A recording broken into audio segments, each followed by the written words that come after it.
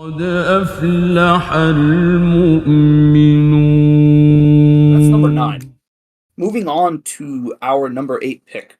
Our number 8 pick is a man by the name of Abis bin Shabib al-Shakiri. So Abis is very interesting because among the people who deliver majalis, Abis is known for doing something during the Battle of Karbala, something that is legendary, something that if you've heard the story, no doubt you have this image in your head. He's the man who famously took off his armor during the Battle of Karbala because no one was willing to approach him until he took his armor off. So, according to al-Tabari, and again we are transmitting from the Maqtal of Abu Abdullah al-Husayn, he says from Muhammad ibn Bishr al-Hamdani, he reported that after Muslim ibn Aqil alayhi salam entered Kufa, he went to the house of al-Mukhtar ibn Abi Ubayd al-Thaqafi. Al-Mukhtar, we will cover his bio inshallah in due time. So the Shia of Kufa were informed about the entrance of the special representative of al-Husayn and gathered in the house of Mukhtar. So this is during the early stages of the Kufan uprising of Muslim ibn Aqil. So the Shia had heard Muslim ibn Aqil is here, so they were coming to meet him in the house of Mukhtar and to give him bay'ah. So at this gathering, Muslim read the letter of Imam al-Husayn salamullahi alayhi for the people. Abis was the first person who stood up after the reading of the letter of the Imam, and after praising Allah the Almighty, Allah subhanahu wa ta'ala, he addressed Muslim ibn Aqil and said, I do not give news about people, and I do not know about their intentions, and I do not give false promises on their behalf. By Allah, I swear, I speak about what I have decided, that when you call, I will answer, and will fight with your enemy and defend you with my sword until I go to Allah, and I do not want anything from it other than rewards. And this is narrated by, of course, as we said, Muhammad ibn Bishr al-Hamdani, and this is transmitted by al-Tabari in volume 19, page 28 to 29. So we see that Abis is like a very early supporter. He is attested in Kufa before the Battle of Karbala.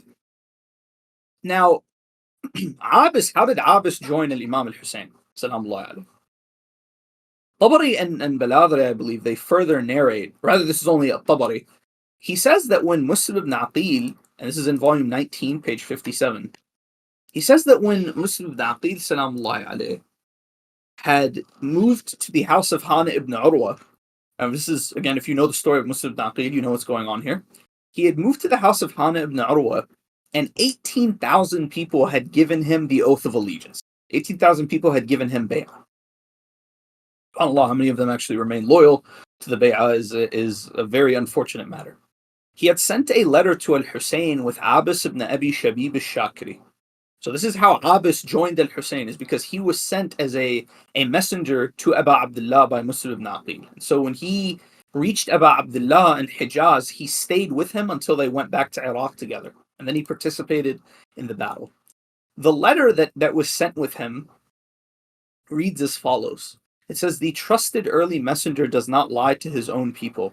18,000 of the Kufans have given the oath of allegiance to you. Hurry and come when my letter reaches you. All the people are with you. None of them has any regard or desire for the clan of Muawiyah.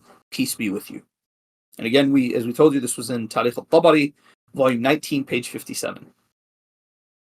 Now, the next report regarding Abis, it is narrated that Abis ibn Abi Shabib al-Shakiri came forward, and with him was a man by the name of Shodab, who was the Mawla of Shakiri, who was his freedman. So Abis asked him, he said, what do you intend to do? He said, what I will do is fight alongside you on the behalf of the son of the daughter of the messenger of Allah until I am killed. Abis told him, that is what I thought about you.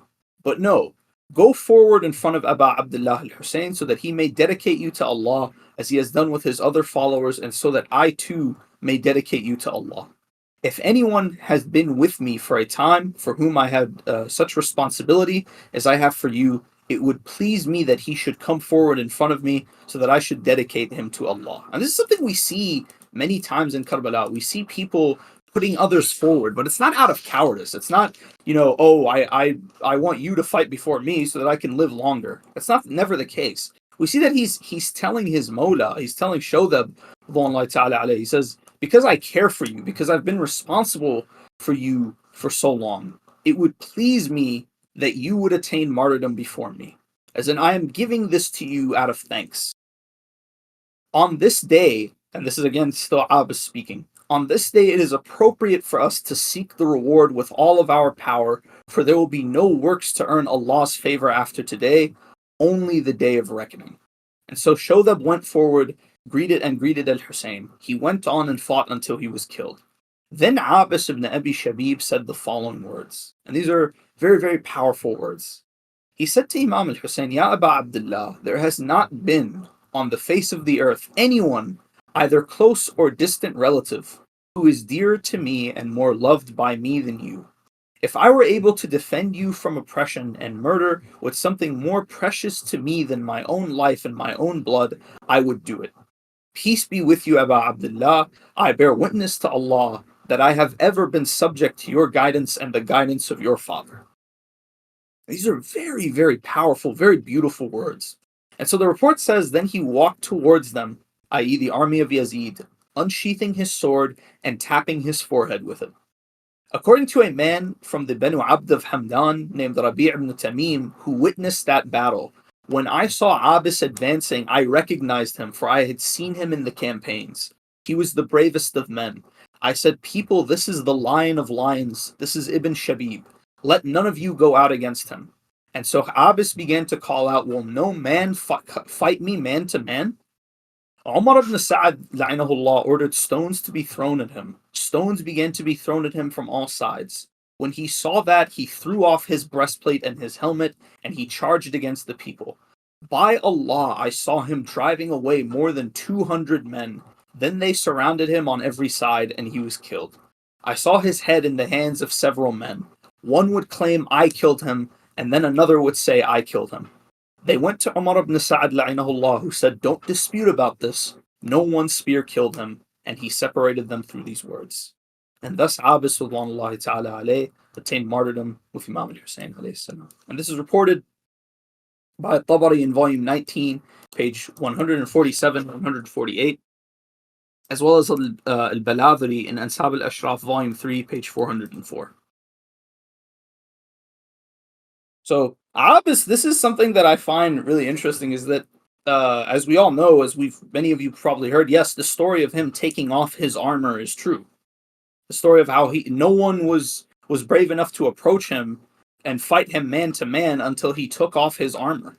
And so the fact that this man from the army of Yazid describes him as being able to push back 200 men, to drive off 200 men, is something quite incredible, and just gives you an idea of how brave and how strong the Ansar of Imam al-Husayn were.